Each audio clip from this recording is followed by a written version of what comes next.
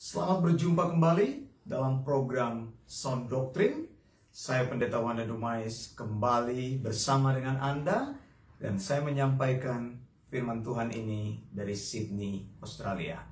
Saudara-saudara yang dikasihi Tuhan, saya membaca di media sosial, di-share begitu banyak orang mengenai pengajaran-pengajaran yang sesat tentang masalah akhir zaman.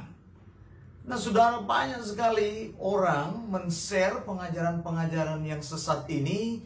Di antaranya mereka katakan seperti ini: ketika COVID-19 ini terjadi dan rupanya oleh karena orang dilarang untuk keluar rumah, sehingga juga banyak pemerintah yang memberlakukan dalam sistem ekonomi, yaitu membuat orang lebih banyak menggunakan transaksi melalui online, ya, melalui internet. Jadi bukan lagi cash, tetapi cashless. Saudara-saudara, persoalan ini akhirnya dihubung-hubungkan dengan masalah antikris, ya. Katanya, oh coba lihat, sedikit lagi ini antikris ini sudah di depan pintu. Coba lihat sekarang ini. Sekarang sistem ekonomi sudah mulai menggunakan kartu. Lalu saya baca lagi, ini di-share banyak sekali orang di internet ini. Tulisan-tulisan orang-orang yang ngawur. Saya mau bilang kepada kamu, saya mau bilang kepada Anda, jangan share-share pengajaran-pengajaran yang sesat.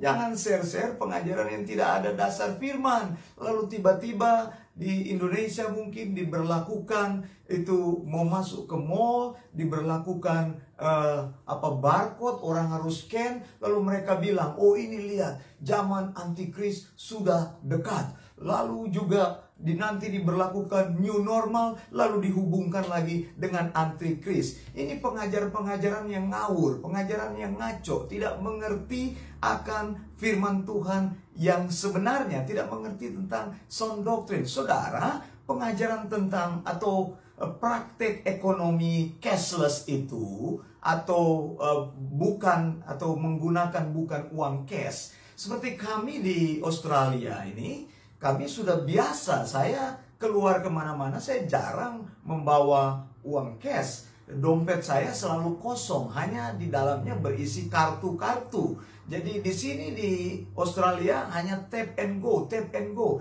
Ini sebenarnya sistem yang diciptakan oleh pemerintah untuk memudahkan dalam pengontrolan. Bank sentral lebih mudah mengontrol arus uang yang keluar melalui sistem pembukuan secara digital. Jadi tidak lagi menggunakan cash. Lalu juga mencegah terjadinya kepanikan ekonomi. Kalau orang menggunakan uang cash, terjadi sesuatu, orang panik, maka akan terjadi kebangkrutan. Lalu yang ketiga, cashless itu adalah simplifikasi, membuat pemerintah tidak mengeluarkan biaya yang terlalu banyak untuk mencetak uang cash. Nah, saudara, jangan hubung-hubungkan segala sesuatunya dengan antikris, karena engkau tidak tahu pengajaran yang sesungguhnya. Saya mau katakan seperti ini, saudara, bahwa setiap orang yang percaya kepada Yesus, ya, saat Tuhan Yesus datang yang kedua kali, pada tahap yang pertama yang sudah saya pernah sampaikan, yaitu kedatangan Yesus itu berlaku dalam dua tahap. Tahap pertama adalah rapture, yaitu Tuhan Yesus datang di angkasa, ya, gerejanya akan pergi kepada Dia, lalu di sanalah terjadi reuni yang besar. Orang yang sudah mati akan dibangkitkan, lalu orang yang masih hidup akan diangkat hidup-hidup.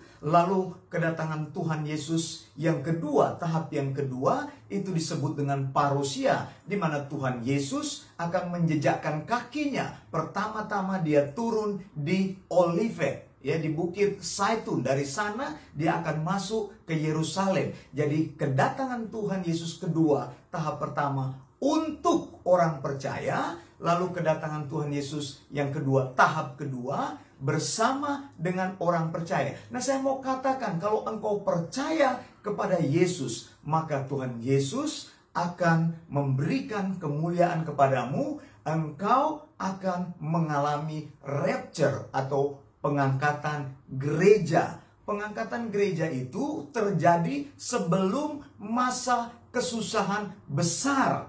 Akan ada 7 tahun masa kesusahan besar, ya. Nubuatan minggu 70 Daniel, 69 minggu sudah digenapi, dan sekarang kita tinggal menunggu satu masa, yaitu 7 tahun. Nah, 7 tahun ini dibagi 2, 3 tahun setengah, di mana akan terjadi kolaborasi antara antikris dan juga bangsa Israel. Lalu 3 tahun setengah yang kedua, yang memang betul-betul itu merupakan puncaknya, di mana antikris akan menunjukkan hidungnya, akan menunjukkan rupanya, akan menunjukkan siapa dia. Pada waktu itulah antikris itu betul-betul orang tahu siapa dia yang sebenarnya. Saudara yang dikasihi Tuhan, tapi firman Tuhan berkata bahwa sebelum antikris itu datang, maka gereja akan terangkat. Ya, ketika gereja Tuhan terangkat, tidak ada lagi penahan yang menahan antikris. Engkau tahu, setiap orang yang percaya kepada Yesus, saya sudah katakan, Roh Kudus akan membuat rumah di dalam hidupnya. Roh Kudus tidak akan keluar masuk ke dalam atau di dalam hidupmu, dari dalam hidupmu. Ketika engkau percaya kepada Tuhan, Efesus 1 ayat 13 dan 14 dikatakan Roh Kudus itu pertama adalah meterai, ya, adalah satu meterai di mana engkau menjadi tanda milik Tuhan. Jadi engkau ketika percaya kepada Yesus, menerima Injil, maka engkau menjadi milik Tuhan, dan meterainya adalah Roh Kudus. Yang kedua, Roh Kudus itu adalah jaminan. Engkau adalah jaminan, atau Roh Kudus merupakan jaminan yang Tuhan berikan kepada kita. Jadi tidak akan masuk keluar. Nah, pada saat jemaat Tuhan diangkat, pada saat rapture, maka Roh Kudus akan pergi bersama dengan jemaat. Pada saat itulah tidak akan ada lagi penahan. Jadi pada waktu kita diangkat untuk bertemu dengan Tuhan di angkasa, maka kita pergi bersama dengan Roh Kudus yang ada di dalam diri kita.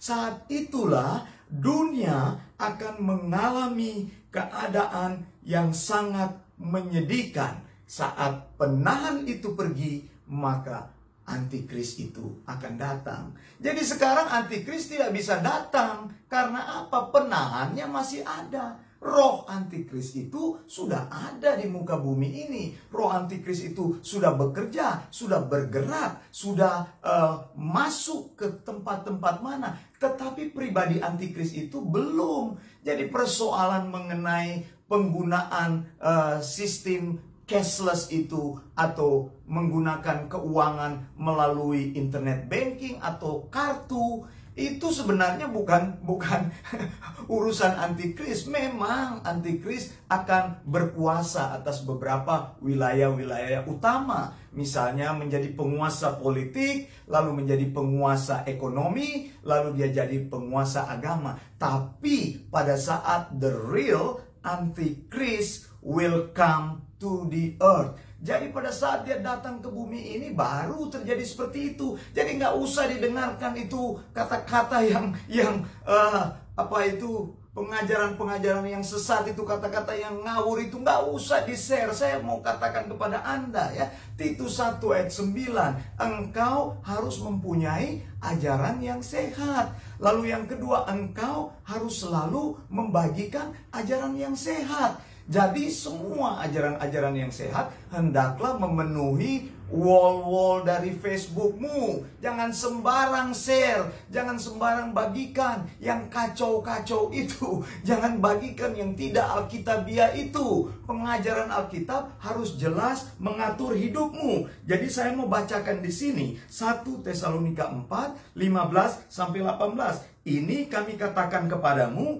dengan firman Tuhan, kita yang masih hidup, yang masih tinggal sampai kedatangan Tuhan. Jadi maksudnya begini, ada orang-orang tertentu yang masih hidup saat Tuhan Yesus datang yang kedua kali. Alkitab mencatat seperti itu. Jadi bisa saja Tuhan Yesus datang hari ini atau besok, atau Yesus datang 5 tahun dari sekarang atau 10 tahun dari sekarang. Karena Tuhan berkata di dalam firman-Nya bahwa masih ada orang yang tinggal hidup sampai kedatangan Tuhan yang kedua kali. Lalu saya lanjutkan, sekali-kali tidak akan mendahului mereka yang sudah meninggal. Ada orang-orang percaya yang sudah meninggal. Ada orang-orang percaya yang sudah berada di dalam kuburan. Tubuh atau jasadnya itu sudah hancur di dalam kuburan. Nah, Alkitab katakan ayat 16, 1 Tesalonika 4 ayat 16,